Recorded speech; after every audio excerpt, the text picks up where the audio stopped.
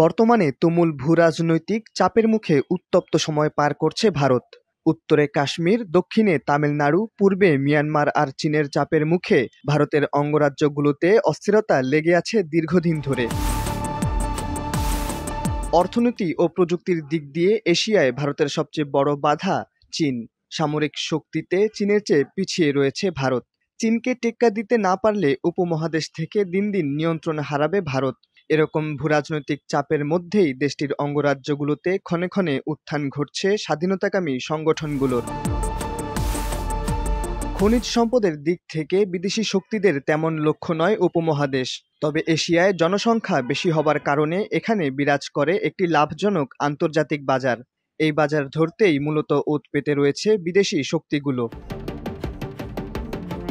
মূলত দুই বড় দেশ আমেরিকা ও রাশিয়ার এক ঠান্ডা যুদ্ধের মধ্যে সময় পার করছে উপমহাদেশের দেশগুলো।